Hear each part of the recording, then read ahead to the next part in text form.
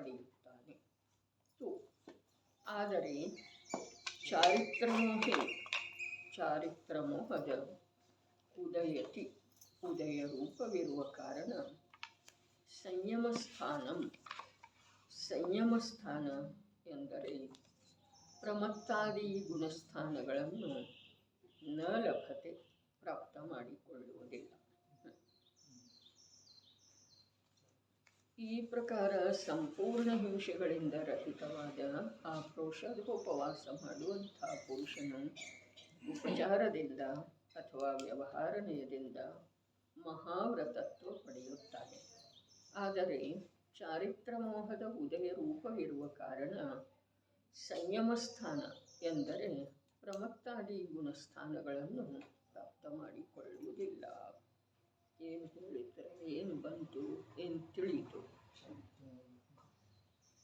ಚಾರಿತ್ರಮೋಹದ ಉದಯ ಇದೆ ಅವನಿಗೆ.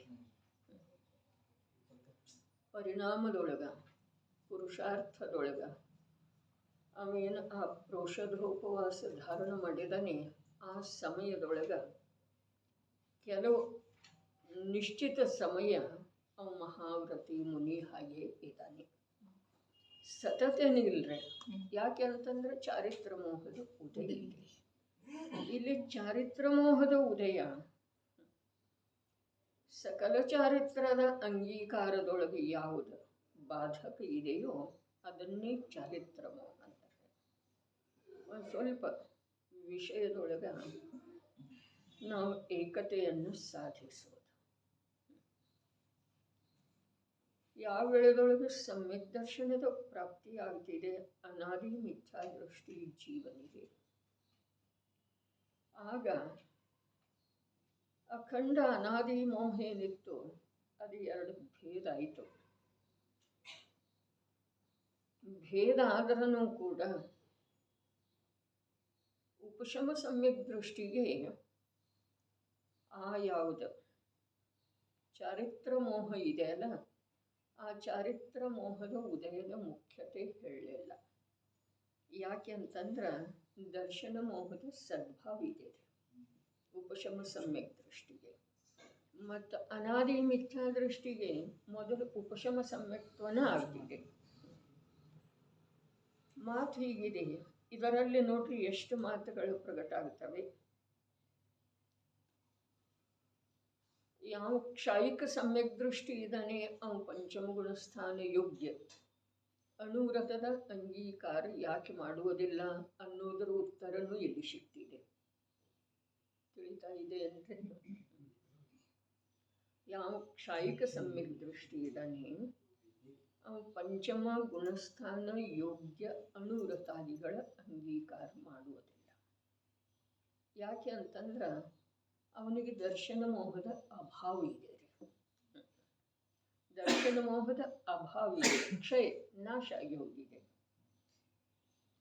ಹೀಗಿರುವುದರಿಂದ ಚಾರಿತ್ರ ಮೋಹಕ್ಕೆ ಯಾವುದು ಸಕಲ ಚಾರಿತ್ರಕ್ಕೆ ಯಾವುದು ಬಾಧಕ ಇದೆ ಅಲ್ಲ, ಆ ಚಾರಿತ್ರ ಮೋಹದ ನಾಶ ಮಾಡೋದಂದ್ರೆ ಮಹಾವ್ರತದ ಅಂಗೀಕಾರ ಮಾಡೋದಿದೆ.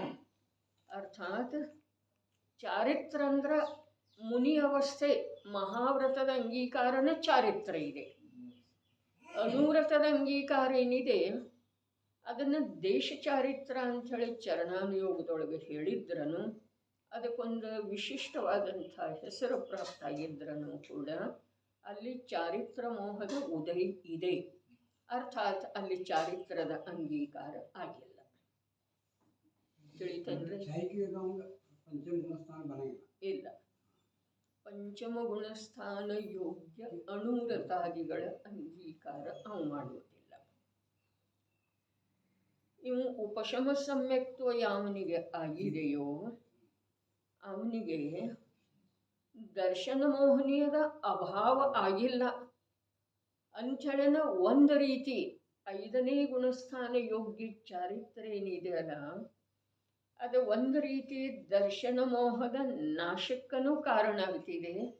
ಮತ್ತು ಚಾರಿತ್ರ ಮೋಹದ ಬಾಧೆಯನ್ನು ದೂರ ಮಾಡಿ ಚಾರಿತ್ರದ ಅಂಗೀಕಾರ ಮಾಡುವ ಅಭ್ಯಾಸ ರೂಪನೂ ಇದೆ. ತಿಳಿತು ಅಂದ್ಕೊಳ್ತೇನೆ. ಇಲ್ಲ ಅಂತಂದ್ರೆ ಮತ್ತೊಮ್ಮೆ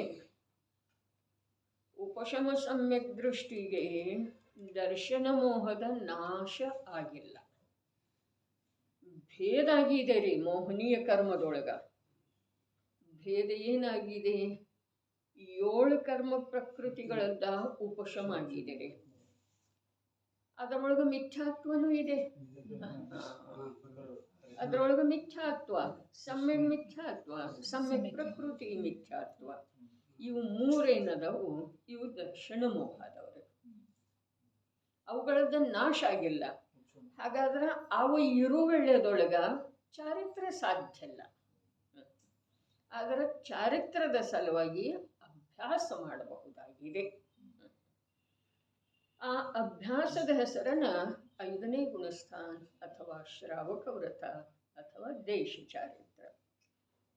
ದೇಶ ಚಾರಿತ್ರ ಇದು ದೇಶ ಅನ್ನುವಂಥ ಒಂದು ಶಬ್ದದ ಪ್ರಯೋಗ ಚಾರಿತ್ರದ ಹಿಂದ ಆಗಿರುವುದರಿಂದ ಆ ಚಾರಿತ್ರದಿಂದ ಮೋಕ್ಷ ಆಗುವುದಿಲ್ಲ ಅನ್ನೋದು ಸಿದ್ಧ. ದೇಶ ಅನ್ನುವಂಥ ಪದ ಪ್ರಯೋಗ ಆಗಿದೆಯಲ್ಲ ಚಾರಿತ್ರದ ಹಿಂದ. ಹಾಗಾದ್ರೆ ಆ ಚಾರಿತ್ರ ನಿಜವಾಗಿ ಮೋಕ್ಷವನ್ನು ಪ್ರಾಪ್ತ ಮಾಡಿಸುವಂಥ ಚಾರಿತ್ರ ಅಲ್ಲ. ನಿಯಮಸಾರದೊಳಗೆ ಹೇಳ್ತಾರೆ, ಕಾರಣದ ಕಾರಣ ಜಿನವಾಣಿ ಇದೆ ಅಲ್ಲ, ಮೋಕ್ಷ ಮಾರ್ಗದ ಕಾರಣದ ಕಾರಣ ಇದೆ ಅಂತ ಹೇಳಿ ಹೇಳ್ತಾರೆ. ಕಾರಣದ ಕಾರಣ ಮೋಕ್ಷ ಮಾರ್ಗ ಯಾವುದರಿಂದ ಆಗ್ತಿದೆ? ಮೋಕ್ಷ ಮಾರ್ಗ ಸಮ್ಯಕ್ ದರ್ಶನದಿಂದ ಆಗ್ತಿದೆ. ಸಮ್ಯಕ್ ದರ್ಶನ ಯಾವುದರಿಂದ ಆಗ್ತಿದೆ? ಸಮ್ಯಕ್ ದರ್ಶನ ತತ್ವದ ನಿರ್ಣಯದಿಂದ ಆಗ್ತಿದೆ. ತತ್ವದ ನಿರ್ಣಯಕ್ಕೆ ಆಧಾರ ಯಾವುದ? ಶಾಸ್ತ್ರದ ಅಭ್ಯಾಸ. ಕಾರಣದ ಕಾರಣ. ಅದೇ ಪ್ರಕಾರ ದೇಶ ಚಾರಿತ್ರ ಇದೆ ಅಲ್ಲ, ಅದು ಚಾರಿತ್ರದ ಕಾರಣ ಇದೆ ರೀ. ಮೋಕ್ಷದ ಕಾರಣ ಚಾರಿತ್ರ ಇದೆ, ಆ ಚಾರಿತ್ರದ ಕಾರಣ ದೇಶ ಚಾರಿತ್ರ ಇದೆ. ಅದಕ್ಕೆ ದೇಶ ಚಾರಿತ್ರ ಅಂದಿದಾರ್ರಿ, ಆದ್ರೆ ಅದು ಚಾರಿತ್ರ ಅಲ್ಲ. ಚಾರಿತ್ರ ಅಲ್ಲದಿದ್ರೂ ಕೂಡ ಅದು ಚಾರಿತ್ರದ ಸಲುವಾಗಿ ಮಹಾನ್ ಉಪಯೋಗಿ ಇದೆ ರೀ. ಯಾವ ಚಾರಿತ್ರದ ಸಲುವಾಗಿ? ಚಾರಿತ್ರ ಇರೋದು ಒಂದೇ, ಸಕಲ ಚಾರಿತ್ರನಲ್ಲಿ. ಆ ಚಾರಿತ್ರವನ್ನು 2 ಭೇದ ಮಾಡಿ ಹೇಳಿದರು. ಅಂದ್ರೆ ಮೋಕ್ಷ ಮಾರ್ಗದೊಳಗ 2 ಪ್ರಕಾರದ ಸಾಧಕರು ಇರ್ತಾರೆ ಅಂಥೇಳಿ ಹೇಳಿದರು. ಒಬ್ಬರು ಏನಾದರೂ ಅವ್ರು ನೇರವಾಗಿ ಮೋಕ್ಷವನ್ನು ಪ್ರಾಪ್ತ ಮಾಡ್ಕೊಳ್ತಾರೆ. ಇನ್ನೊಬ್ರು ಏನಾದರೂ ಮೋಕ್ಷದ ಸಲುವಾಗಿ ಯಾವುದು ಮಾರ್ಗ ಇದೆಯಲ್ಲ ಆ ಮಾರ್ಗವನ್ನು ಪ್ರಾಪ್ತ ಮಾಡ್ಕೊಳ್ತಾರೆ. ಅವರು ಸಾಧಕನ ಅದರು. ಆದರೆ ಸಾಧಕಿದ್ರೂ ಕೂಡ ಅವರಿಗೇನು ಆ ಸಾಧನೆಯಿಂದ ಮೋಕ್ಷ ಸಿಗೋದಿಲ್ಲ. ಯಾವುದರದ ಪರಿಸೀಮೆ ಎಷ್ಟಿದೆ ಅಷ್ಟನ್ನು ತಿಳ್ಕೊಂಡ್ರೆ ಆನಂದ ಇದೆ. ಏನು ಹೇಳಿದ್ರಲ್ಲಿ? ಉತ್ಥಾನಿಕೆಯೊಳಗನ ಟೀಕಾಕಾರರು ಹೇಳಿದರು, ಶ್ರಾವಕನಿಗೂ ಮಹಾವ್ರತ ಇರ್ತಿದೆ, ಮುನಿಗಳಿಗೂ ಮಹಾವ್ರತ ಇರ್ತಿದೆ. ಹಾಗಾದರೆ 2ರಲ್ಲಿ ವ್ಯತ್ಯಾಸ ಏನಿದೆ ನೋಡ್ರಿ. ಉತ್ಥಾನಿಕೆ, ಪ್ರಶ್ನೆಯ ರೂಪದ ಉತ್ಥಾನಿಕೆ ಏನಿದೆ, ನಿಜವಾಗಿನ ನಮ್ಮ ಜಿಜ್ಞಾಸೆಯನ್ನು, ಸತ್ಯ ಸ್ವರೂಪವನ್ನು ತಿಳಿದುಕೊಳ್ಳುವ ಅಭಿಲಾಷೆಯನ್ನು ಜಾಗೃತಗೊಳಿಸ್ತಿದೆ. ಮಹಾವ್ರತ ಶ್ರಾವಕನಿಗೂ ಇದೆ ಅಂದಮೇಲೆ ಮತ್ತು ಮುನಿ ಆಗೋದೇನೋ ಅವಶ್ಯಕ ಇದೆ. ಮನೆಯಲ್ಲಿದ್ದುಕೊಂಡು ಮಾಡಬಹುದಲ್ಲ. ಆದ್ರೆ ಅದನ್ನು ವ್ಯವಹಾರದಿಂದನೇ ಅಂದೈತಪ್ಪ, ಉಪಚಾರದಿಂದನೇ ಅಂದೈತೆ. ಅದು ಮಹಾವ್ರತ ಅಲ್ಲನ ಅನ್ನೋದ ಇಲ್ಲಿ ಟೀಕಾಕಾರರ ಆಚಾರ್ಯ ಪ್ರಭುವಿನ ಶ್ಲೋಕದ ಆಧಾರದಿಂದ ಸ್ಪಷ್ಟಪಡಿಸಿದ್ದಾರೆ. ಏನ ಇದನ್ನು ವ್ಯವಹಾರದಿಂದ ಉಪಚಾರದಿಂದ ಮಹಾವ್ರತ ಅಂದಿದ್ದು. ಆದರೆ ವ್ಯವಹಾರ ಅನ್ನಕ್ಕೂ ನಿಶ್ಚಯ ಬೇಕಾಗ್ತಿದೆ ಅಲ್ಲ. ನಿಶ್ಚಯ ಇಲ್ಲದ ವ್ಯವಹಾರದ ಯಾವುದೇ ಪ್ರಕಾರದ ಸಿದ್ಧಿ ಆಗುವುದಿಲ್ಲ, ವ್ಯವಹಾರ ಶಬ್ದದ ಪ್ರಯೋಗ ಆಗುವುದಿಲ್ಲ. ಜಿನಾಗಮದ ರೀತಿ ಎಷ್ಟು ಸುಂದರ ಇದೆ ರೀ. ಹೇಗೆ ಬೇಕಾಗಿ ಯಾವ ಬೇಕಾದ ಪದ ಪ್ರಯೋಗ ಮಾಡ್ತೇನೋ ಅದು ನಡೆಯೋದಿಲ್ಲ. ಹಾಗಾದ್ರೆ ವ್ಯವಹಾರದಿಂದನೇ ಅದನ್ನು ಹೇಳಿದ್ದಾರೆ ಮಹಾವ್ರತ ಅಂಥೇಳಿ ಹೇಳಬೇಕಾದ್ರೆ ಆ ವ್ಯವಹಾರಕ್ಕೆ ಆಧಾರ ಏನ? ವ್ಯವಹಾರಕ್ಕೆ ಆಧಾರ ನಿಶ್ಚಯ. ನಿಶ್ಚಯ ಏನಿದೆ ಅಲ್ಲಿ? ಮುನಿ ಹಾಗೇನ ಅವನ ಅಂತರಂಗ ಆ ಪ್ರೋಷಧೋಪವಾಸದ ಸಮಯದೊಳಗ ಎಷ್ಟೋ ಬಾರಿ ಮುನಿ ಹಾಗೇನ ಮುನಿಯ ಸದೃಶ ಆಗಿದೆ ಅವನ ಅಂತರಂಗ.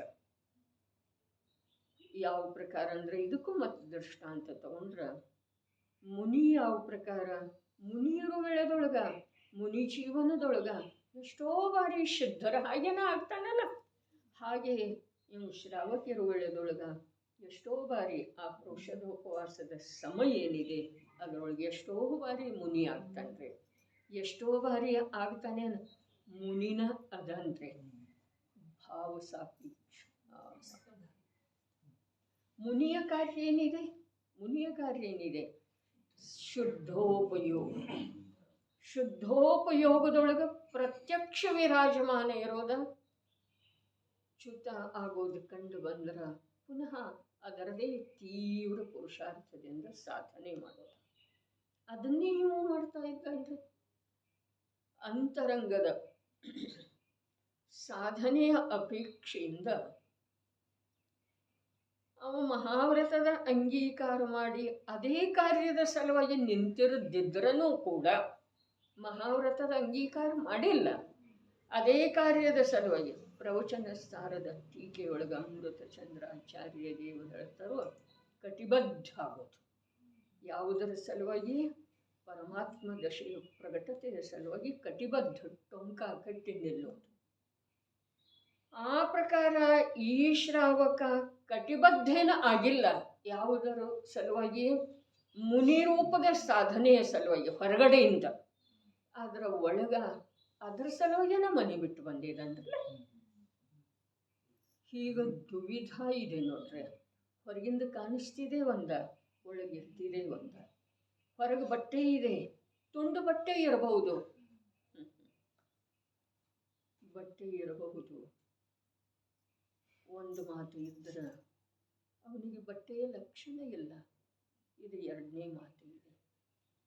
ಮಹಾವ್ರತ ಹೇಗೆ ಆಗ್ತಿದೆ ಅನ್ನೋದನ್ನು ಹೇಳಿದ್ರಲ್ಲ. ಶರೀರದ ಪರಿಗ್ರಹ ಏನಿದೆ, ಶರೀರ ರೂಪದ ಪರಿಗ್ರಹ, ಅರೆ ಈ ದೇಹವೆಂಬ ಪರಿಗ್ರಹ ಏನಿದೆ ಅದರ ಕುರಿತಾಗಿ ಮಮತೆ ಇಲ್ಲ. ಅಂದ್ರೆ ಅವನಿಗೆ ಪರಿಗ್ರಹ ತ್ಯಾಗದ ಮಹಾವ್ರತ ಇದೆ ನೋಡ್ರಿ. ಪ್ರತ್ಯಕ್ಷ ಶರೀರಕ್ಕೆ ಸಂಬಂಧಿಸಿದ ಯಾವ್ಯಾವ ಅನ್ಯ ಸಾಮಗ್ರಿಗಳಿದಾವೆಯೋ ಅವುಗಳಿಂದ ದೂರ ಇದ್ದಾನೆ ಅಂಥೇಳಿ ಅವನು ಶ್ರಾವಕ ಇದ್ದಾನೆ. ಪ್ರೋಷಧೋಪವಾಸದ ಅಭ್ಯಾಸ ಮಾಡ್ತಾ ಇದ್ದಾನೆ. ಅಂತರಂಗದೊಳಗ ಶರೀರದ ಮಮತೆಯಿಂದ ಕೂಡ ದೂರಿದ್ದಾನೆ ಅಂಥೇಳಿ ಅವು ಮುನಿ ಅದನ್ರಿ. ತಿಳಿತೇನಿಲ್ರಿ? ಶರೀರಕ್ಕೆ ಸಂಬಂಧಿಸಿದ ಯಾವ್ಯಾವ ಪದಾರ್ಥಗಳಿದಾವೆ ಆ ಪದಾರ್ಥಗಳಿಂದ ಪ್ರತ್ಯಕ್ಷ ದೂರಿದ್ದಾನೆ. ಮತ್ತು ಏನದ ಪ್ರೋಷಧೋಪವಾಸದ ಒಂದು ಪರಿಮಿತಿ, ಸಮಯದ ಕಾಲದ ಪರಿಮಿತಿ ಹಾಕೊಂಡ ಮನೆಯಿಂದ ದೂರ ಇದ್ದಾನೆ ಅಂಥೇಳಿ ಅವನು ಗೃಹಸ್ಥ ಇದ್ದಾನೆ, ಶ್ರಾವಕ ಇದ್ದಾನೆ, ಅನುವ್ರತಿ ಇದ್ದಾನೆ. ಅವನು ಶಿಕ್ಷಾವ್ರತದ ಅಭ್ಯಾಸ ಮಾಡ್ತಾ ಇದ್ದಾನೆ. ಆದ್ರೆ ಆಂತರ್ಯದೊಳಗ ಅವನು ಮುನಿ ಹಾಗೆ ಅದನ್ನು ಹೇಗ ಮಹಾವ್ರತಿ ಅದನ್ನು ಹೇಗ ಶರೀರವೆಂಬ ಪರಿಗ್ರಹದ ಕುರಿತು ಅವನಿಗೆ ಮಮತೆ ಇಲ್ಲ. ಶರೀರಕ್ಕೆ ಯಾವ ಅನುಕೂಲದವೋ ಆ ಸಾಮಗ್ರಿಗಳಿಂದ ದೂರ ಹೋದ ಅಂಥೇಳಿ ಅವನು ಶ್ರಾವಕ ಸಾಧಕ ಅದನ್ರಿ. ಆದ್ರೆ ಶರೀರದ್ದು ಕೂಡ ಮಮತೆಯನ್ನು ಬಿಟ್ಟಿದ್ದಾನೆ ಅಂಥೇಳಿ ಅವನು ಮಹಾವ್ರತಿ. ತಿಳಿತೇನ್ರಿ? ವ್ಯವಹಾರಕ್ಕೆ ಕೂಡ ನಿಶ್ಚಯ ಇರೋದು ಅವಶ್ಯಕ ಇದೆ. ವ್ಯವಹಾರ ಆಕಾಶ ಪುಷ್ಪದ ಹಾಗೆ ಇರುವುದಿಲ್ಲ. ವ್ಯವಹಾರಕ್ಕೆ ನಿಶ್ಚಯದ ಆಧಾರ ಇದೆ. ಇವು ಮಹಾವ್ರತಿ ಇದ್ದಾನೆ, ಮಹಾವ್ರತಿಯ ಹಾಗೆನ ಇದ್ದಾನೆ ಅಂಥೇಳಿ ಹೇಳುವ ವ್ಯವಹಾರ ಸಂಭವಿಸಬೇಕಾದ್ರೆ ಆಂತರ್ಯದೊಳಗ ಅವ ಒಂದೇ ಒಂದು ಶರೀರದ ಮಮತೆಯ ತ್ಯಾಗ ಮಾಡಿ 5 ಪಾಪಗಳಿಂದ ರಹಿತಾಗಿದ್ದಾನೆ. ಒಂದು ವಚನಗುಪ್ತಿ ಹೇಳಿದರು, ಆದರೆ ಕಾಯಗುಪ್ತಿನೂ ಇದೆ, ಮನೋಗುಪ್ತಿನೂ ಇದೆ. ಅಲ್ಲಿ ವಾಗ್ಗುಪ್ತಿ ಅಂಥೇಳಿ ಮೊದಲು ಹೇಳಿದ್ರು. ವಚನಗುಪ್ತಿ ಯಾಕೆ ಅಂತಂದ್ರೆ ಮಾತನಾಡುವ ವಿಕಲ್ಪನೆ ಇಲ್ಲ. ಮಾತನಾಡುವ ವಿಕಲ್ಪ ಇಲ್ಲ. ಅದರ ಜೊತೆಗೆ ಮನಸ್ಸಿಗೆ ಕೂಡ ಶರೀರ ಮತ್ತು ಇಂದ್ರಿಯಗಳಿಗೆ ಸಂಬಂಧಿಸಿದ ಪದಾರ್ಥಗಳ ಕುರಿತು ವಿಕಲ್ಪ ಇಲ್ಲ. ಅದು ಮನೋಗುಪ್ತಿ ಆಯ್ತಾರೆ. ಏನು ಹೇಳಿತು? ಮನಸ್ಸಿಗೆ ವಾಗ್ಗುಪ್ತಿ ಒಂದು ಶಬ್ದ ಇಲ್ಲಿ ಹೇಳಿದ್ದಾರೆ. ಮುಂದಿನ ಎರಡು ನಾವು ತಿಳ್ಕೊಳ್ಳೋದು ಅವಶ್ಯಕ ಇದೆ. ಕಾಯಗುಪ್ತಿ ಮತ್ತು ವಚನಗುಪ್ತಿ. ವಚನಗುಪ್ತಿ ಹೇಗಿದೆ? ಯಾವ ಪ್ರಕಾರ ವಾಗ್ಗುಪ್ತಿಯ ವಿಶ್ಲೇಷಣೆ ಮಾಡಿದ್ರು, ವ್ಯಾಖ್ಯಾ ಬರೆದ್ರು. ಏನು ಹೇಳಿದ್ರು ವ್ಯಾಖ್ಯಾ? ಮೊದಲಿನ ಶ್ಲೋಕದೊಳಗೆ ವ್ಯಾಖ್ಯಾ ಏನು ಹೇಳಿದ್ರು? ಅವನಿಗೆ ಮಾತನಾಡುವ ವಿಕಲ್ಪನೆ ಇಲ್ಲ, ಸನ್ನಿವೇಶನೇ ಇಲ್ಲ ಮಾತಾಡೋದು. ಯಾಕೆ ಅಂತಂದ್ರೆ ಮನೆ ಬಿಟ್ಟು ಹೋಗಿದ್ದಾನೆ, ಯಾವ ಪದಾರ್ಥಗಳ ಸಂಯೋಗ ಇಲ್ಲ, ಊರು ಹೊರಗಿನ ವಸತಿಕೆಯೊಳಗೆ ಇದ್ದಾನೆ. ಅಲ್ಲಿ ಮಾತಾಡೋ ಪ್ರಶ್ನೆ ಏನಿದೆ? ಇದು ಬಾಹ್ಯದ ಮೂಲಕ ತಿಳಿಸಿಕೊಟ್ರು. ಅರ್ಥಾತ್ ಅವನಿಗೆ ಯಾವ ಪ್ರಕಾರ ಮಾತನಾಡುವ ವಿಕಲ್ಪನ ಅವನ ಹೃದಯದೊಳಗೆ, ಅವನ ಪರಿಣಾಮದೊಳಗೆ ಉತ್ಪನ್ನ ಆಗುವುದಿಲ್ಲವೋ, ಅದೇ ಪ್ರಕಾರ ಪರಿಣಾಮದೊಳಗೆ ಮಾತನಾಡುವ ವಿಕಲ್ಪನ ಉತ್ಪನ್ನ ಆಗದೇ ಇರುವುದರಿಂದ ವಾಗ್ಗುಪ್ತಿ ಅಂಥೇಳಿ ಹೇಳಿದರು, ವಚನಗುಪ್ತಿ ಅಂಥೇಳಿ ಹೇಳಿದರು. ಅದೇ ಪ್ರಕಾರ ಮನುಷ್ಯನೊಳಗ ಶರೀರ ಮತ್ತು ಇಂದ್ರಿಯಗಳಿಗೆ ಸಂಬಂಧಿಸಿದ ಯಾವ ವಿಕಲ್ಪ ಉತ್ಪನ್ನನ ಆಗುವುದಿಲ್ಲ ಅಂಥೇಳಿ ಮನೋಗುಪ್ತಿ. ಇನ್ನು ಮನೋಗುಪ್ತಿನ ಇದ್ದ ನಂತರ ಕಾಯಗುಪ್ತಿ ತಾನಾಗೇ ಇದೆ. ಮನಸ್ಸು ಹೇಳಲಿಲ್ಲ ಅದನ್ನ ನೋಡೋನು, ಇದನ್ನು ಕೇಳೋನು, ಇದನ್ನು ತಿನ್ನೋನು ಅಂಥೇಳಿ ಮನಸ್ಸು ಹೇಳಲಿಲ್ಲ ಅಂದಮೇಲೆ ಕಾಯ ಅಲ್ಲಿ ಹೋಗೋದ, ಅದು ಮಾಡೋದ ಪ್ರಶ್ನೆನೇ ಇಲ್ಲ. ಜ್ಞಾನಿಗಳ ದೃಷ್ಟಿ, ಜ್ಞಾನಿಗಳ ವಚನ ಎಷ್ಟು ಸ್ಪಷ್ಟ ಪಕ್ವ ಇದ್ರೂ ಕೂಡ ಅಜ್ಞಾನಿ ತಿಳಿಯುವುದಿಲ್ಲ. ವಚನದಲ್ಲಿ ಎಷ್ಟು ಹೇಳಿರ್ತಾರೋ ಅಷ್ಟೇ ತಿಳ್ಕೊಂಡು ಮುಂದೆ ಹೋಗ್ತಾನೆ. ಆದರೆ ಮುಂದಿನ ಎರಡು ಗುಪ್ತಿ ಆಗಲಿ, ಅದಕ್ಕೆ ಸಂಬಂಧಿಸಿದ ಹಾಗೆ 5 ಸಮಿತಿ ಆಗಲಿ, ಗುಪ್ತಿ ಮತ್ತು ಸಮಿತಿ ಎರಡೂ ಹೇಗದವ್ರಿ? ಎರಡೂ ಹೇಗದವು? ಒಂದಕ್ಕೊಂದು ಪೂರಕದವು, ಒಂದಕ್ಕೊಂದು ನಿಯಮದಿಂದ. ಒಂದು ಇದ್ದ ನಂತರ ಇನ್ನೊಂದು ಇರ್ತಿದೆ. ಒಂದು ಅಸ್ಥಿ ರೂಪದಿಂದ ಇದೆ, ಒಂದು ನಾಸ್ತಿ ರೂಪದಿಂದ ಇದೆ. ಇಲ್ಲಿ ಸಮಿತಿ ಯಾಕೆ ಹೇಳಲಿಲ್ಲ, ಪ್ರಸ್ತಾಪ ಯಾಕೆ ಮಾಡಲಿಲ್ಲ? ಗುಪ್ತಿ ಏನದವು? ಇವು ಸ್ವಾಧೀನದವು. ಈ ಮನ ವಚನ ಕಾಯಗಳ ಗುಪ್ತಿ ಇಲ್ಲದೇ ಇರುವೆಳೆದೊಳಗ, ಅರ್ಥಾತ್ ಮನ ವಚನ ಕಾಯ ಯೋಗದಿಂದನ ನಿರಂತರ ಜೀವನಿಗೆ ಕರ್ಮದ ಆಶ್ರಮ ಇದೆ. ಸಮಿತಿ ಏನಿದೆ ಅದು ಮುನಿ ಜೀವನದೊಳಗ ಈ ಗುಪ್ತಿಯ ಸಲುವಾಗಿ ಆಚರಿಸುವಂಥ ಭಾಷೆದ ಆಚರಣೆ ಅದವರು. ಭಾಷಾ ಸಮಿತಿ, ಈರ್ಯ ಸಮಿತಿ, ಆದಾನ ನಿಕ್ಷೇಪಣ ಸಮಿತಿ, ಪ್ರತಿಷ್ಠಾಪನ ಸಮಿತಿ, ಇವೆಲ್ಲ ಧರ್ಮ ಅತ್ಯಂತ ಸ್ವಾಧೀನ ಇದೆ. ಇಲ್ಲಿ ವಚನಗುಪ್ತಿ ಇದೆ, ಮನೋಗುಪ್ತಿ ಇದೆ, ಕಾಯಗುಪ್ತಿ ಇದೆ. ಯಾವುದೇ ಪ್ರಕಾರದಿಂದ ಹಿಂಸೆ ಇಲ್ಲ. ಬಾಹ್ಯದೊಳಗೆ ದ್ರವ್ಯ ಹಿಂಸೆ ಇಲ್ಲ, ಅಂತರಂಗದೊಳಗ ದ್ರವ್ಯ ಹಿಂಸೆಗೆ ಕಾರಣೀಭೂತ ಆಗುವಂಥ ವಿಕಾರಿ ಭಾವಗಳಿಲ್ಲ, ಅರ್ಥಾತ್ ಭಾವಹಿಂಸೆ ಇಲ್ಲ. ಯಾವುದೇ ಪ್ರಕಾರ ಅದಕ್ಕಾದಾನ್ ಯಾವ ಕೊಡದೇ ಇರುವಂಥ ವಸ್ತುವನ್ನು ತಗೊಳ್ಳುವಂಥ ಮಾತಿಲ್ಲ. ಮೈಥುನಕ್ಕೆ ಸಂಬಂಧಿಸಿದ ಯಾವುದೇ ಪ್ರಕಾರದ ಕಾರ್ಯ ಅವನಲ್ಲಿ ಇಲ್ಲ. ಮತ್ತು ಶರೀರದ ಮಮತೆಯನ್ನು ಕೂಡ ಬಿಟ್ಟಿರುವುದರಿಂದ ಪರಿಗ್ರಹ ಮಹಾವ್ರತ ಇದೆ, ಪರಿಮಾಣ ವ್ರತ ಇಲ್ಲ. ಇದು ಹಿಂದಿನ ಶ್ಲೋಕದೊಳಗೆ ಇಷ್ಟೆಲ್ಲ ಸ್ಪಷ್ಟ ರೂಪದಿಂದ ವಿವರವಾಗಿ ಅವೇನು ಪ್ರೌಷಧೋಪವಾಸದ ಕಾಲ ನಿರ್ಣಯ ಮಾಡಿಕೊಂಡಿದ್ದಾನೋ ಅಷ್ಟು ಸಮಯ ಮಹಾವ್ರತಿಯೇನ ಇದ್ದಾನೆ. ಇಷ್ಟು ನಿರ್ಣಯ ಕೊಟ್ಟ ನಂತರ ಪ್ರಶ್ನೆ ಉತ್ಪನ್ನ ಆಗ್ತಿದೆ, ಏನ ಶ್ರಾವಕನೂ ಮಹಾವ್ರತಿ ಇದ್ದಾನೆ, ಮುನಿರಾಜರೂ ಮಹಾವ್ರತಿ ಇದ್ದಾರೆ.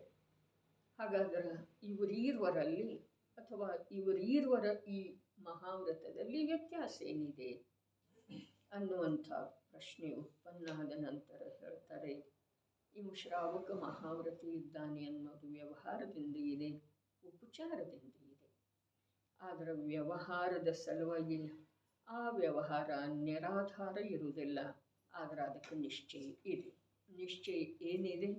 ಅಂತರಂಗದೊಳಗ ಆ ಯಾವ ಚಾರಿತ್ರ ಮೋಹದ ಉದಯ ಇದೆಯಲ್ಲ, ಆ ಚಾರಿತ್ರ ಮೋಹದ ಉದಯದಿಂದ ಅಪ್ರಭಾವಿ ಉಳಿಯುವಂಥ, ತನ್ನ ಸಾಧನೆಯಲ್ಲಿ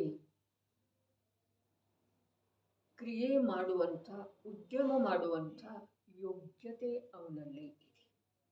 ಏನು ಹೇಳ್ತು? ಚಾರಿತ್ರ ಮೋಹದ ಉದಯ ಇದೆ. ಆದರೆ ಆ ಉದಯದಿಂದ ಅಪ್ರಭಾವಿ ಇದ್ದುಕೊಂಡ ತನ್ನ ಕಾರ್ಯದಲ್ಲಿ ಅವ ಉದ್ಯಮ ಮಾಡುವಂಥ, ತನ್ನ ಕ್ರಿಯೆಯಲ್ಲಿ ದಕ್ಷತೆಯಿಂದ ಮುನ್ನಡೆಯುವಂಥ ಪುರುಷಾರ್ಥ ಅವ ಮಾಡ್ತಾ ಇದ್ದಾನೆ ಅಂಥೇಳಿ ಅಲ್ಲಿ ನಿಶ್ಚಯ ಇದೆ. ಆ ನಿಶ್ಚಯದಿಂದ ಈ ವ್ಯವಹಾರದ ಕಥನ ಸಂಭವಿಸ್ತಿದೆ. ಯಾವ ಪ್ರಕಾರ? ಇದನ್ನು ಕೆಳಗಿನ ದೃಷ್ಟಾಂತದಿಂದ ತಗೊಂಡ್ರೆ, ಕೆಳಗಿನ ದೃಷ್ಟಾಂತೇನ ಸಮ್ಯಕ್ತ್ವ ಸನ್ಮುಖ ಮಿಥ್ಯಾ ದೃಷ್ಟಿ.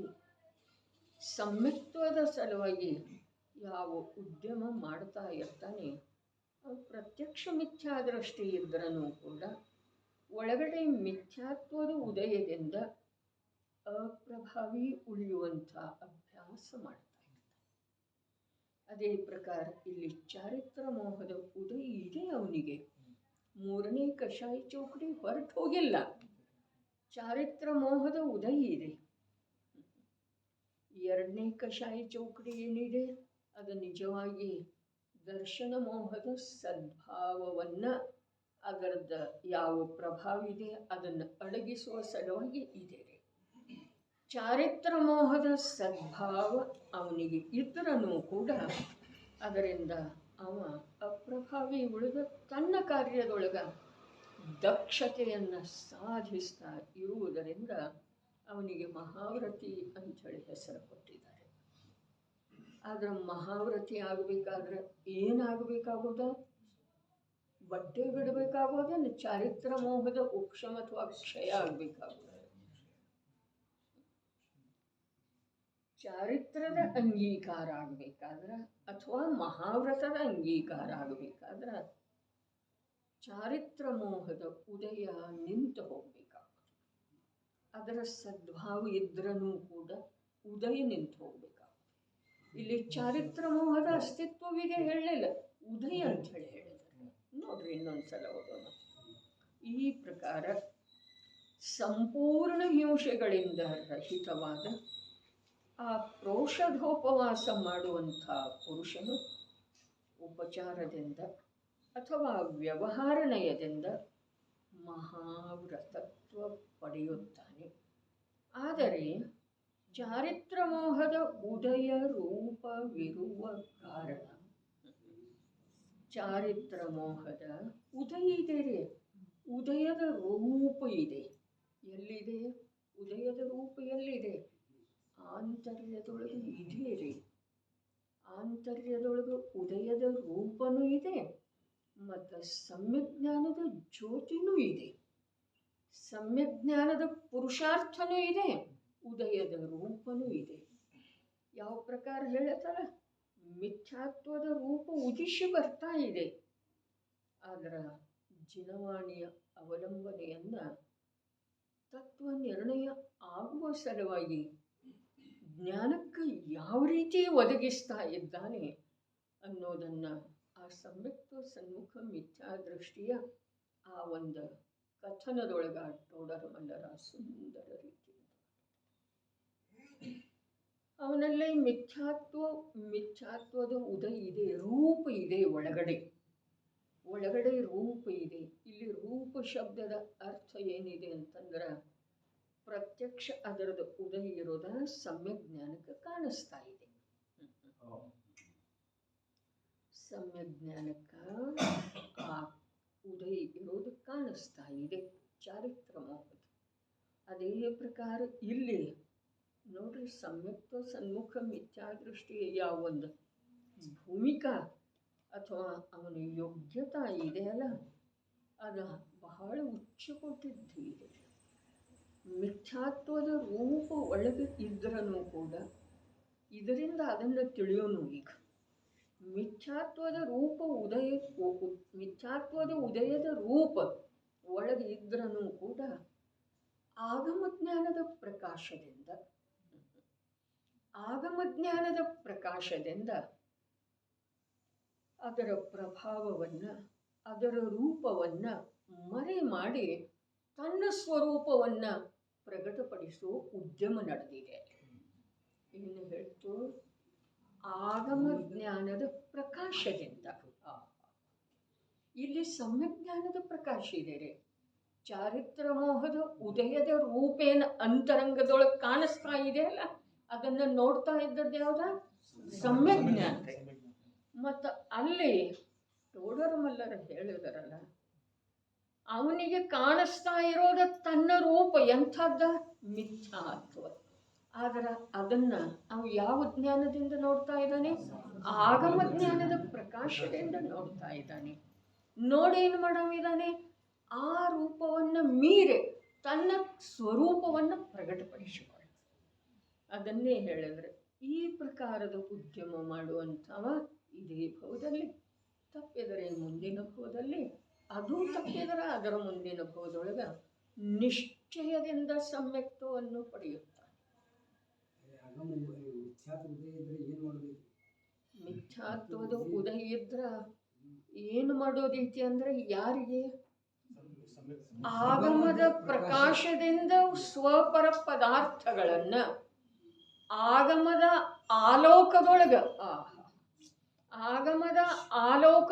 ಸ್ವಪರ. ಯಾವ ಪರ? ಪರ ಅಂದ್ರ ದೇಹ ಅಲ್ಲ. ಕಲಶದೊಳಗೆ ನಡೆದಿದೆಯಲ್ಲ, ಏನ? ಮೋಹರಾಗ ದ್ವೇಷ ರೂಪದ ಅಶುದ್ಧ ಪರಿಣತಿ ಮತ್ತು ಚೇತನಾ ಮಾತ್ರ ಇರುವಂಥ ಜೀವ.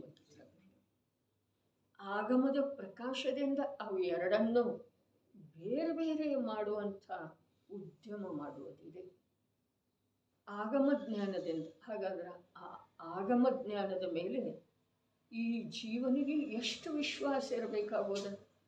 ಈ ಜೀವನಿಗೆ ಅಂದರೆ, ಅಥವಾ ಆ ಜೀವನಿಗೆ? ಯಾವ ಜೀವನಿಗೆ? ನಿಶ್ಚಯದಿಂದ ಈ ಭವದಲ್ಲಿ ತಪ್ಪಿದ್ರೆ ಮುಂದಿನ ಭವದಲ್ಲಿ, ತಪ್ಪಿದ್ರೆ ಅದಕ್ಕಿಂತ ಮುಂದಿನ ಭವದಲ್ಲಿ ನಿಶ್ಚಯದಿಂದ ಸಮ್ಯಕ್ ದರ್ಶನ ಪ್ರಾಪ್ತ ಮಾಡಿಕೊಳ್ತಾನೆ ಅಂಥೇಳಿ ಹೇಳಬೇಕಾದ್ರೆ, ಆಗಮದ ಶಬ್ದಗಳ ಮೇಲೆ, ಆಗಮದ ವಿಷಯದ ಮೇಲೆ ಅವನ ಜ್ಞಾನ ಎಷ್ಟು ಸಂಪೂರ್ಣ ವಿಶ್ವಸ್ತ ಇರಬೇಕು.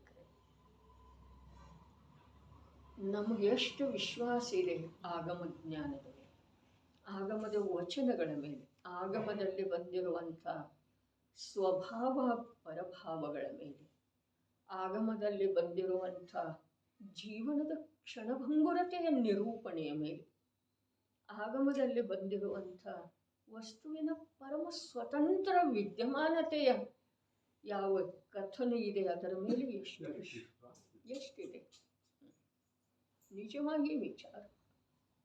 ಸ್ವಲ್ಪ ಏನಾದರೂ ನಮ್ಮ ಅನಾದಿ ಮನ್ನನಿಗೆ ಭಂಗ ಬರುವಂಥ ಪರಿಸ್ಥಿತಿ ಹೊರಗಡೆ ನಿರ್ಮಾಣ ಆದ ಕೂಡಲೇ ನಮ್ಮ ಆಗಮದ ಮೇಲಿನ ವಿಶ್ವಾಸ ಗಾಯವಾಗ್ತಿದೆ. ಕನ್ನಡದ ಗುರುಜೀವ ಬರ್ತಾರಲ್ಲ, ಅನಂತ ಭಗವಂತ ಇಷ್ಟು ವಿಶ್ವಾಸ ಇರ್ತೈತಲ್ಲ, ಅದು ಕಲ್ಲ ಮ್ಯಾಗ ಹೂ ಬಂದತ್ತ,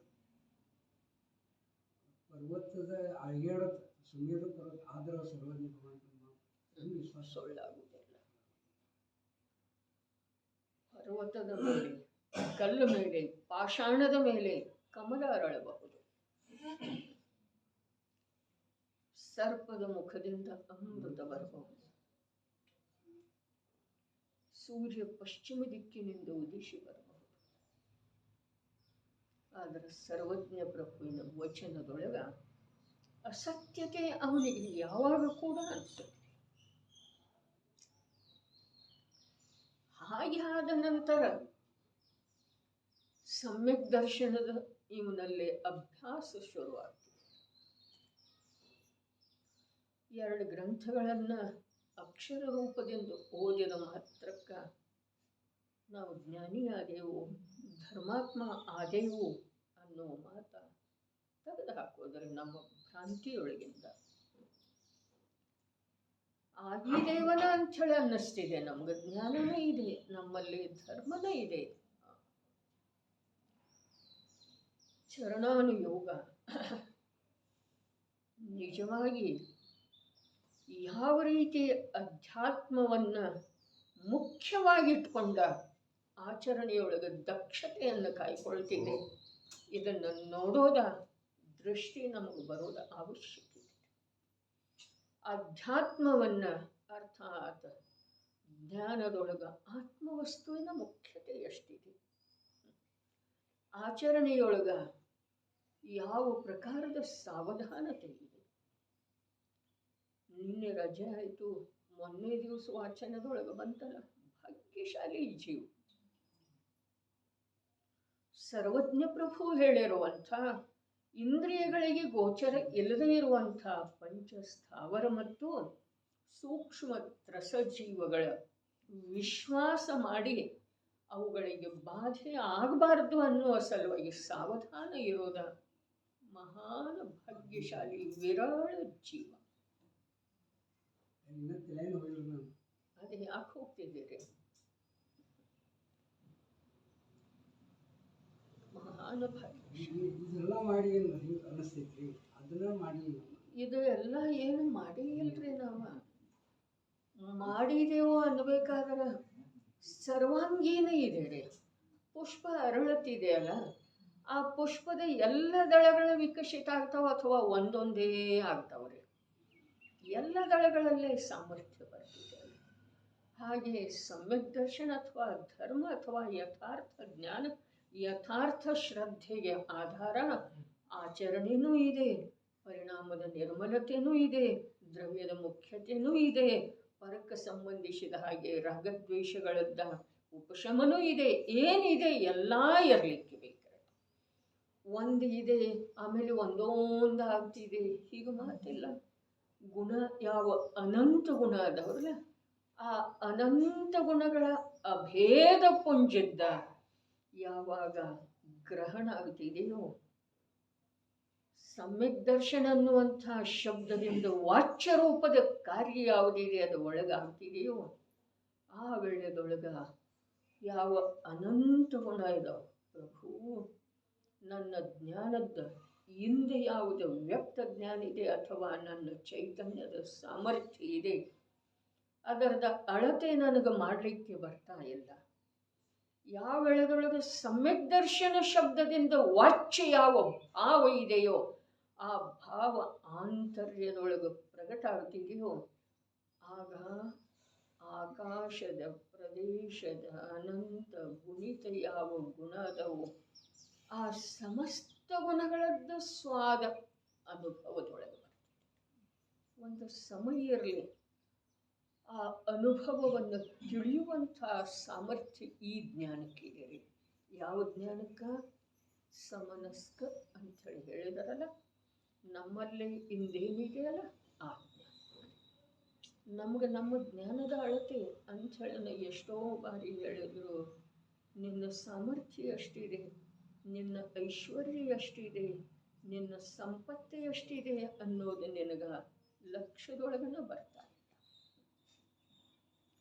ನಾವು ಯಾವುದೋ ಪುಣ್ಯಕರ್ಮದಿಂದ, ಪುಣ್ಯಕರ್ಮದ ಉದಯದ ಫಲಸ್ವರೂಪವಾಗಿ ಯಾವುದೋ ಒಂದು ಅತ್ಯಂತ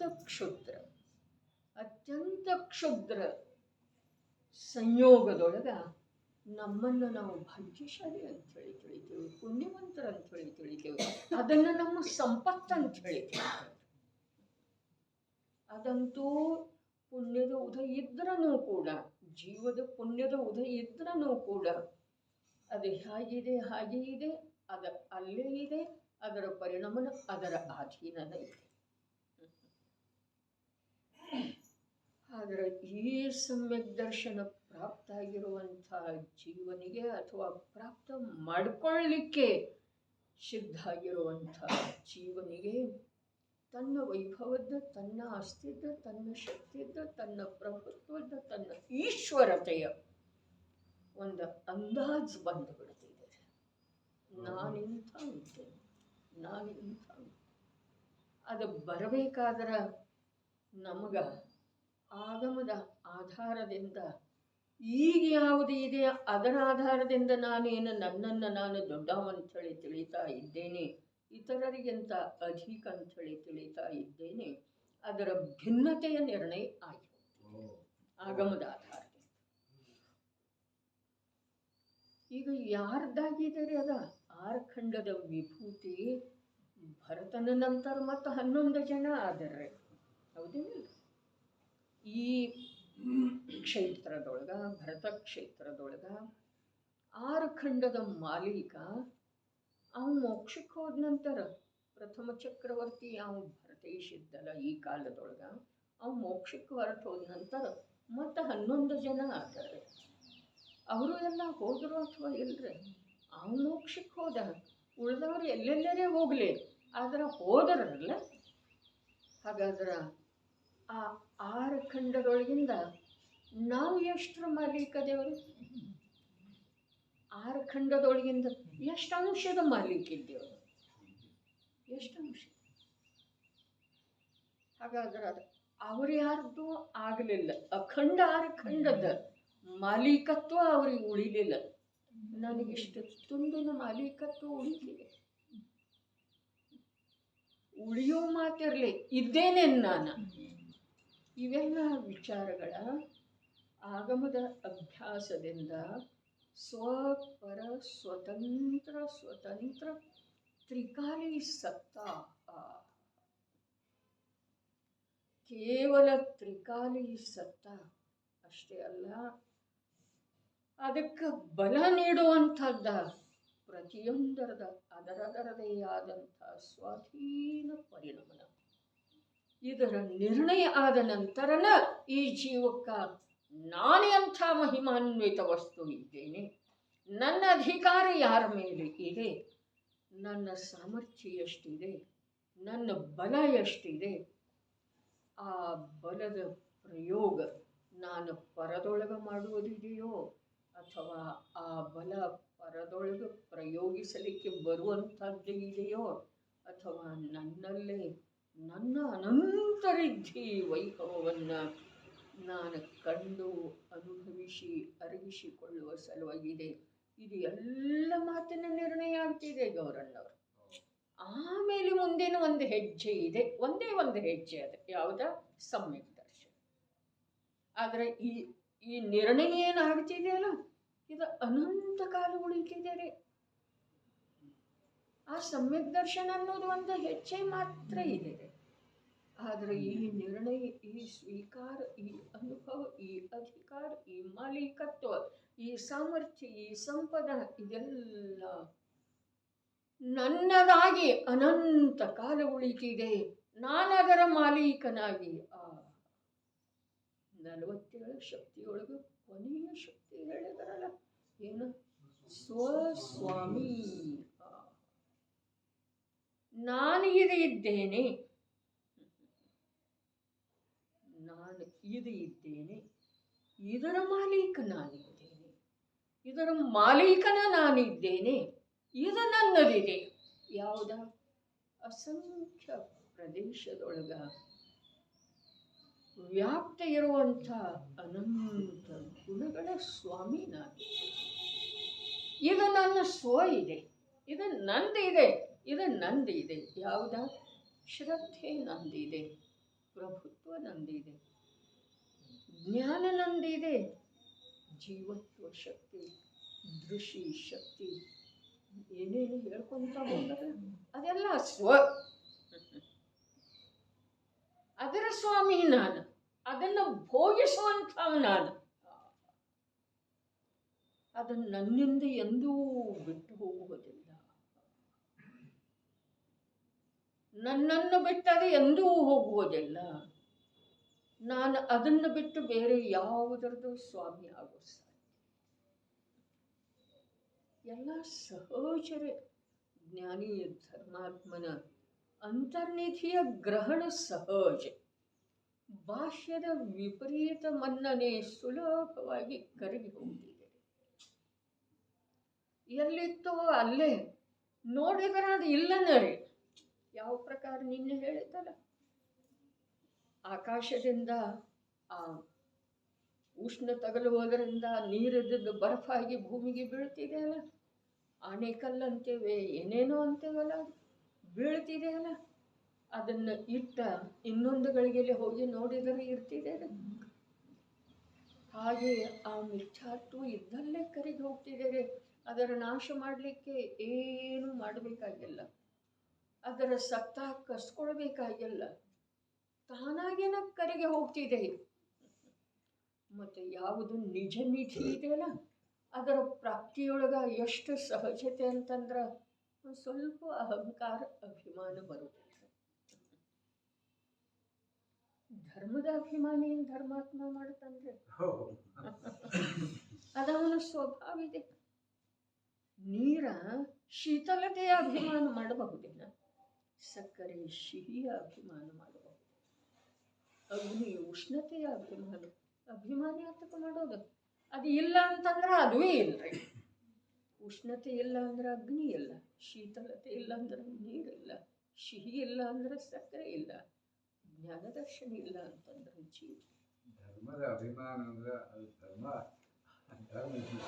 ಇಲ್ಲ ಅಂತ ಅರ್ಥ ರೀ, ನಿಜವಾದ ಮಾತ್ರ. ಅದಕ್ಕೆ ಪ್ರಭು ತ್ಯಾಗೋಪಾದಾನ ಶೂನ್ಯ ಹೇಳಿದ್ರು. ನೀನೇನು ಗ್ರಹಣ ಮಾಡಿಲ್ಲ ಅಂದಮೇಲೆ ನೀನೇನು ಬಿಡುವುದರ ಅಭಿಮಾನ ಮಾಡಬೇಕಾಗಿಲ್ಲ. ನಾ ಮನೆ ಬಿಟ್ಟಿದ್ದೇನೆ, ನಾ ಐಶ್ವರ್ಯ ಬಿಟ್ಟಿದ್ದೇನೆ, ನಾ ದೇಹದ ಮೇಲಿನ ಮಮತೆ ಬಿಟ್ಟಿದ್ದೇನೆ. ಯಾವ ಮೂರ್ಖ ಹೇಳ್ಬೋದ್ರಿ? ಧರ್ಮಾತ್ಮ ಹೇಳ್ಬೋದೇನ ನಾ ದೇಹದ ಮೇಲಿನ ಮಮತೆ ಬಿಟ್ಟಿದ್ದೇನೆ ಅಂತ ಹೇಳಿ? ಅರೆ, ಯಾವುದು ದೋಷ ಇತ್ತು ಆ ದೋಷವನ್ನ ಬಿಟ್ಟ ನಂತರ ನಾ ದೋಷ ಬಿಟ್ಟಿದ್ದೇನೆ ಅಂತ ಹೇಳಿ ಹೇಳೋದ? ನಿಜವಾಗಿ ದೋಷ ಇದೆ ರೀ, ದೋಷ ಬಿಟ್ಟಿದ್ದೇನೆ ಅಂತ ಹೇಳಿ. ನಾ ಹಿಂಸೆಯ ತ್ಯಾಗ ಮಾಡುತ್ತೇನೆ. ಅರೆ, ನೀನ ಜ್ಞಾತಾದೃಷ್ಟ ಸ್ವಭಾವದ ಚೈತನ್ಯ ಸ್ವಭಾವದ ರೂಪಿ ಮಹಾತತ್ವದ ವಿಸ್ಮಯಕಾರಿ ತತ್ವದ ಗ್ರಹಣ ನಿನಗಾಯಿತು ಅಂತಂದ್ರೆ ನಿನ್ನಲ್ಲೇ ಹಿಂಸೆ ಮಾಡುವ ಪ್ರಶ್ನೆನೇ ಇಲ್ಲ, ಹಿಂಸೆ ಆಗುವುದೇ ಇಲ್ಲ. ಅರ್ಥಾತ್ ರಾಗದ್ವೇಷ ರೂಪದ ವಿಕಾರಿ ಭಾವ ಉತ್ಪನ್ನ ಆಗುವುದು. ಜ್ಞಾನ ನಿಧಿಯ ಎದುರಿಗೆ ಜಡ ಸಂಪತ್ತಿನ ರಾಗ ಹೇಗಾಗೋದ್ರೆ, ದೇಹದ ರೋಗದ ಕುರಿತು ದ್ವೇಷ ಹೇಗಾಗೋದ್ರೆ, ಅಪಾರ ಅಪರಿಮಿತ ಅಗಾಧ ಆಳವಿರುವಂಥ ಚೈತನ್ಯ ನಿಧಿ ಅದು ಯಾವನ ದೃಷ್ಟಿಯೊಳಗೆ ಬಂದಿದೆಯೋ, ಯಾವನ ದೃಷ್ಟಿಯೊಳಗೆ ಬಂದಿದೆಯೋ ಅವನಿಗೆ ಈ ಜಡ ವೈಭವದ ಕುರಿತು ಅಭಿಮಾನನೂ ಇರುವುದಿಲ್ಲ, ಮತ್ತು ಈ ಜಡ ದೇಹದೊಳಗೆ ಆಗಿರುವಂಥ ವಿಕೃತ ದಶೆ ಅಥವಾ ರೋಗ ರೂಪದ ದಶೆಯ ಕುರಿತು ಅವಮಾನನೂ ಅನಿಸೋದಿಲ್ಲ. ಅದನ್ನು ದೂರ ಮಾಡಬೇಕನ್ನೋ ಪ್ರಯತ್ನವೂ ಇಲ್ಲ, ಇದನ್ನು ಇಟ್ಕೊಳ್ಬೇಕನ್ನುವ ಯಾವ ಉದ್ಯಮನೂ ಮಾಡೋದು. ಯಾಕೆ? ಅಪಾರ ಅಗಾಧ ಜ್ಞಾನ ಮತ್ತು ಆನಂದದ ಸಾಗರವನ್ನು ನೋಡಿದಾನಲ್ಲ ಒಳಗ, ಬರೇ ನೋಡಿದಾನೇನ, ಅದರ ಅನುಭವ ಆರೋಪದಿಂದ ಮಾಡಿದಂದ್ರೆ ಬಹಳ ಅದ್ಭುತ. ಜೈನ ದರ್ಶನ, ಆತ್ಮದರ್ಶನ, ವಸ್ತು ದರ್ಶನ, ಸುಖದ ಮಾರ್ಗ ಬಹಳ ಬಹಳ ಅಲೌಕಿಕ ಇದೆ. ಈ ಲೋಕದ ರೀತಿ ನೀತಿ, ಲೋಕದ ಸಂಯೋಗಿ ವಿಯೋಗಿ ತತ್ವಗಳಲ್ಲಿ ಮಗ್ನ ಇರುವಂಥ ಜೀವನಿಗೆ ಅದು ಇದುವರೆಗೆ ಅಲಕ್ಷ್ಯಕ್ಕೆ ಪ್ರಾಪ್ತ ಆಯ್ತು. ಮಗ್ನ ಇಲ್ಲೇ ಅದ ರೀತಿ ನೀತಿ, ಹಂಗಂದ್ರೆ ಹೆಂಗೆ, ಹಾಗೆ ಮಾಡದಿದ್ರೆ ಹೇಗೆ, ಅಲ್ಲಿ ಹೋಗದಿದ್ರೆ ಹೇಗೆ, ಇವೆಲ್ಲ ರೀತಿ ನೀತಿ ಲೋಕ. ಇಲ್ಲಿ ಎಲ್ಲ ಏನು ಮಾಡ್ತಾ ಇದ್ದಾನೆ, ಸಂಯೋಗಿ ವಿಯೋಗಿ ತತ್ವಗಳಲ್ಲಿ ಅವನು ತನ್ಮಯ ಇದ್ದಾನೆ. ಅವನಿಗೆ ಆ ಅಲೌಕಿಕ ಮಹಾ ಪದಾರ್ಥ ಇದುವರೆಗೆ ಲಕ್ಷ್ಯದೊಳಗೆ ಬರಲಿಲ್ಲ, ಅದು ಅಲಕ್ಷ್ಯಕ್ಕನ ಗುರಿ ಆಯಿತು. ಏನು ಹೇಳಿದರಲ್ಲಿ ಕಾರ್ಯ ಅಂತರಂಗದೊಳಗಾಗೋದು ಅವಶ್ಯಕ ಇದೆ, ಅದು ಅವನಲ್ಲೇ ಆಗ್ತಾ ಇದೆ. ಯಾವನಲ್ಲಿ? ಪ್ರೋಷಧೋಪವಾಸ ಅಂಗೀಕಾರ ಮಾಡಿರುವಂಥ ಶ್ರಾವಕನಲ್ಲಿ ಅಂತರಂಗದೊಳಗೆ ಕಾರ್ಯ ಆಗ್ತಾ ಇದೆ. ಏನ? ಮಹಾವ್ರತಿ ಮುನಿಯ ಅಂತರಂಗ ಯಾವ ಪ್ರಕಾರ ಪರಿಶುದ್ಧ ಇದೆ ಅಲ್ಲ, ಆ ಪ್ರಕಾರ ಪರಿಶುದ್ಧತೆ ಬರ್ತಾ ಇದೆ.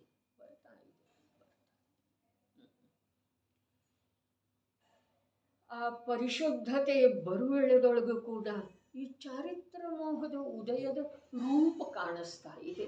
ಸಮ್ಯಕ್ ಜ್ಞಾನ ಕಾಣಿಸ್ತಾ ಇದೆ. ಅದು ಒಳಗಿನಿಂದ ಬರ್ತಾ ಇದೆ. ಏನ?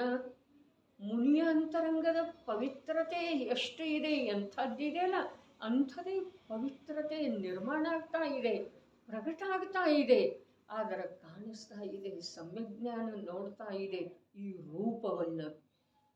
ರೂಪವನ್ನು ಯಾವ ರೂಪ? ಚಾರಿತ್ರ ಮೋಹದ ಉದಯದ ರೂಪವನ್ನು ನೋಡ್ತಾ ಇದೆ. ಬರೀ ನೋಡುವುದರಿಂದ ಆಗ್ತಿದೆ ಅದರ ಅಭಾವನೆ. ಒಮ್ಮೆ ಹೇಳ್ತಾರೆ, ನೋಡುವುದಿದೆ. ಏನನ್ನು ನೋಡುವುದಿದೆ? ಯಾವುದು ತಾನಲ್ಲವೋ, ಯಾವುದು ತನ್ನ ಸ್ವರೂಪ ಅಲ್ಲವೋ, ಅದನ್ನು ತಾನಲ್ಲ, ತನ್ನ ಸ್ವರೂಪ ಅಲ್ಲ ಅಂಥೇಳಿ ನೋಡೋದಿದೆ. ಬಸ್ ಅಷ್ಟು ನೋಡುವುದರಿಂದ ಅದು ತಾನಾಗೇನ ಏನಾಗ್ತಿದೆ? ತಾನಾಗೇನ ಕರಗಲಿಕ್ಕೆ ಆರಂಭ ಆಗ್ತಿದೆ. ತಾನಾಗೇನೆ ಒಂದು ದಿವಸ ಅಲ್ಲಿ ಇರುವುದಿಲ್ಲ. ಮಹಾಪುರುಷನ ಕಟಾಕ್ಷ ಅಂಜಿಸ್ಬಿಟ್ಟು. ಕಟಾಕ್ಷ ಅಂಥೇಳಿ ಶಬ್ದ ಹೇಳಿರ್ತಾರಲ್ಲ. ದಾನ ಪಟ್ಟಿರೋದು ಶಶಿ ಹೋಗ್ತಿರ್ತಾವ, ಏನಿದೆ? ಏನೋ ವಸ್ತುವನ್ನ ಅಪರಾಧ ತಾನಾಗೇ ಹೋಗ್ತಿದೆ.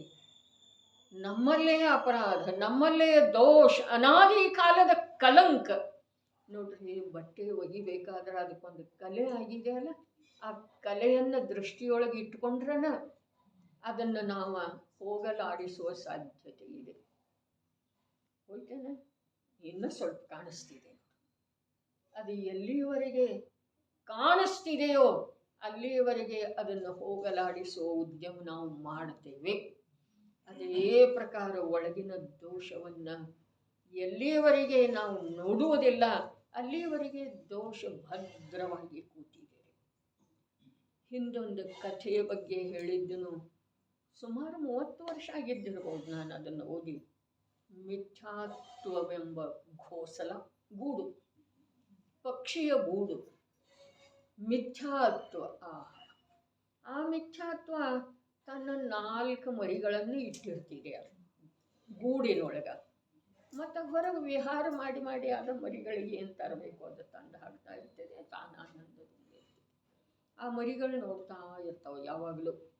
ಇವೇನು ಮಾಡ್ತಾ, ಎಲ್ಲಿದೆ ಅಲ್ಲ ಆ ಗೂಡ, ಆ ವೃಕ್ಷ, ಆ ಗೂಡಿರುವಂಥ ವೃಕ್ಷ, ಅದೇ ಪ್ರಕಾರ ಆ ಮಿಥ್ಯಾತ್ವದ ಗೂಡು ಇರುವಂಥ ಆ ಜೀವರೂಪದ ವೃಕ್ಷನ ಪ್ರವೃತ್ತಿ ಏನೇನು ನಡೆದಿದೆ ಅವು ನೋಡ್ತಾ ಇರ್ತಾವೆ. ಒಳಗಿರುವಂಥ ಪಕ್ಷಿ ಮರಿಗಳು ಬಂದ ಮೇಲೆ ಹೇಳ್ತಾವೆ, ಇವತ್ತ ಇವ ಕುದೇವನ ಕಡೆ ಹೋಗಿಲ್ಲ, ಭಾಳ ಒಳ್ಳೇದಂಥೇಳಿ ಹೇಳ್ತಿದೆ ಆ ಮಿಥ್ಯಾತ್ವ. ಮಿಥ್ಯಾತ್ವ ರೂಪದ ತಾಯಿ, ನಮಗೇನು ಚಿಂತೆ ಮಾಡುವ ಅವಶ್ಯಕತೆ. ಮತ್ತೊಂದು ದಿವಸ ಹೇಳ್ತಾವೆ, ನೀವು ಪೂಜೆ ಮಾಡ್ತಾ ಇದ್ದ ವೀತರಾಗ ಪ್ರಭುವಿನ ಹತ್ರ, ಹಾಗಾದ್ರೆ ನೀ ಸ್ವಲ್ಪ ಲಕ್ಷ್ಯ ಕೊಡೋದ್ರ ಸುಗುರುವಿನ ಹತ್ರ ಹೋಗಿದ್ದ, ಭೇದಜ್ಞಾನದ್ದೇನೋ ಮಾತು ಹೇಳ್ತಾ ಇದ್ರು, ಕಷಾಯ ರೂಪ ಪರಿಣಾಮಕ್ಕೆ ಗೊತ್ತಾಗ್ತಿದೆ ಏನಿಲ್ಲ. ಆವಾಗ ಮಿಥ್ಯಾತ್ವ ಸತರ್ಕ ಆಗ್ತಿದೆ. ಒಂದು ಸ್ವಲ್ಪ ಲಕ್ಷ್ಯ ಕೊಡು ಅಂಥೇಳಿ ಮೊದಲು ಹೇಳ್ತಿದೆ. ಆಮೇಲೆ ಇವನು ಪ್ರವೃತ್ತಿ ಹೆಚ್ಚೆಚ್ಚನ ಆತ್ಮಕಲ್ಯಾಣದ ಕಡೆ ನಡೀತು ಅಂತಂದ್ರೆ ಅದು ಹೊರಗೆ ಹೋಗೋದ ಬಿಡ್ತಿದ್ದೀರಿ. ಯಾವುದ? ಮಿಥ್ಯಾತ್ವ ರೂಪದ ತಾಯಿ. ಅದನ್ನೇ ಇಷ್ಟೋಪದೇಶದೊಳಗೆ ಹೇಳಿದರು, ಅಥವಾ ಅದರದೇ ಭಾವವನ್ನು ಅವರ ಕಥೆಯ ರೂಪದಿಂದ ಹೇಳಿದರು. ಯಾವ ಭಾವ? ಜೀವ ಜೀವದಲಿತ ವಯಸ್ಸಿದರಿ ಕರ್ಮ ಕರ್ಮದಲಿತ ವಯಸ್ಸು. ಪೂರಾ ಪ್ರಯತ್ನ ಮಾಡ್ತಿದ್ದೇನೆ ಅದ ತಾನೇ ತಾನು ಉಳಿಯುವ. ಎಲ್ಲಿಯವರೆಗೆ ಜೀವ ಅದರ ಅಧೀನದನು ಅಲ್ಲಿಯವರೆಗೆ ಅದು ನಿಶ್ಚಿಂತೆ ಇರ್ತವೆ, ವಿಹಾರ ಮಾಡಿ ಮಾಡಿ ಬರ್ತದೆ. ಇವು ಯಾವಾಗ ಎಚ್ಚರ ಆಗಲಿಕ್ಕೆ ಶುರುವಾದ ಅವಾಗ ತನ್ನ ಮರಿಗಳಿಗೆ ಹೇಳಿತು, ಸ್ವಲ್ಪ ಲಕ್ಷದವರು ಆ ಕಡೆ ಈ ಕಡೆ ಮಾಡೋದಿಲ್ಲ, ಅವೇನು ಮಾಡ್ತಾನೆ ನೋಡು.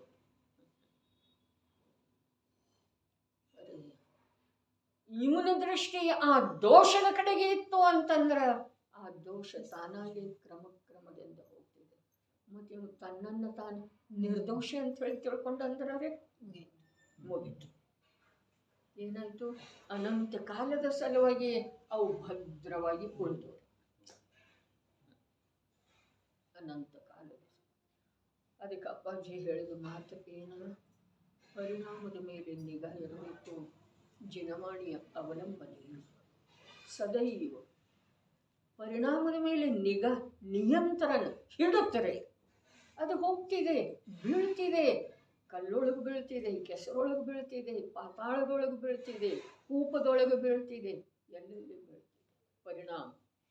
ಅದಕ್ಕಾದ ಹಿಡುತ್ತೆ ಇರಬೇಕು, ಲಗಾಮ್. ನೀವೇನಂತೀರಿ? ಬ್ರೇಕ್. ಎಷ್ಟೋ ಸ್ಪೀಡ್ ಇದ್ರೂ ಬ್ರೇಕ್ ಬಿಡ್ಲಿಕ್ಕೆ ಬರ್ತಿದೆ ಅಂದ್ರೆ ಲಕ್ಷ್ಯ ಪೂರ ಇರ್ತಿದೆ ಏನಿಲ್ಲ.